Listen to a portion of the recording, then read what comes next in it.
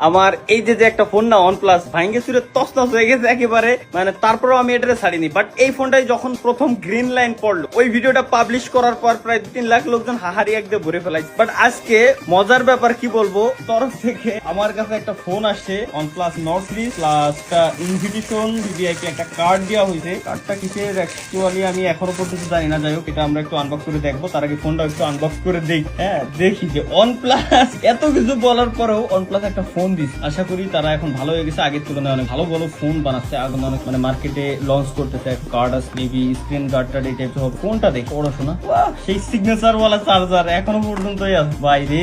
মনে পড়ে সেই 2019 সালে তখন এই মালটারে নিয়েছিলাম। এরপরে গ্রিন লাইন পড়ার পর যে বড় একটা ধোকা আমারে দিছে।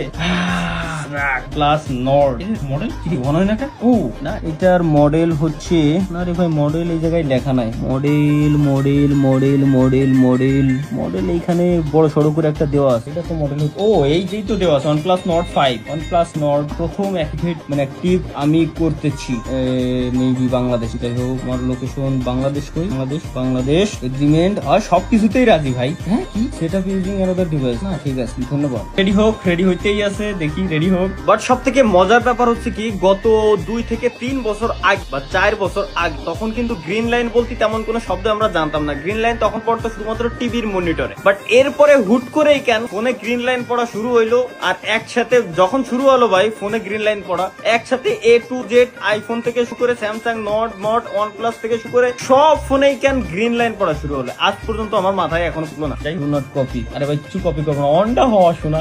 দেখি আগে ব্যাক সাইডের টেক্সচারটা অনেক সুন্দর ভাই, মানতে হবে। জোস ব্যাক সাইডে জোস, ক্যামেরার এই দিক দিয়ে জোস করছে একেবারে। কথায় ফোনটা ধরলে একটা ফিল পাওয়া যাচ্ছে, সেই অস্থির লেভেলের একটা ফিল পাওয়া যাচ্ছে। যাই হোক ডান ডান ডান ডান ডান ডান ডান অক্সিজেন ওয়েস কতদিন দেখি না রে, দেখি না কতদিন। ওয়েট ফোনটা অন হয়েছে, এর 10-15 সেকেন্ড টাইম দেয়। ক্যামেরার এখান দিয়ে অনেক বেশি জোস করে ফেলে, সুন্দর করছে ভাই টেক্সচারটা প্লাস ক্যামেরার এখানে, মানে এটা আলাদা একটা লুকস কেমন জানো ভাই, মাথা নষ্ট ভাই। আসলেই OnePlus কিছু তো করতেছে ভাই, এটা মানতে হবে, একটা ফিল আছে। আর যে এই যে সাইলেন্ট বাটন, সেই সাইলেন্ট বাটন এখনো পর্যন্ত আছে। বাবা কাস্টমাইজ করতে পারবো আবার। ও ভাই ওইটারে সাইলেন্ট বাটন এটাই ঠিক আছে, তাই ঠিক আছে। আচ্ছা কি টেস্ট করে আসি সাউন্ড কোয়ালিটিটা কেমন, ঠিক আছে। নোটিফিকেশনটা কত না দিই, চলো একটা কাজ করি, আমার চ্যানেলে সার্চ করি। সাবস্ক্রাইব তো করতে পারছি না, জিমেইল তো লগইন দেওয়া নাই। তবে ভাই সুন্দর ভাই, অনেক স্মুথ। ও আচ্ছা আপডেট নেছে এখনো, নেও সব আপডেট নাও যত আছে বইরে সব আপডেট। সমস্যা নোটিফিকেশন স্টেম 2 সেটাই ঠিক আছে আমার জন্য।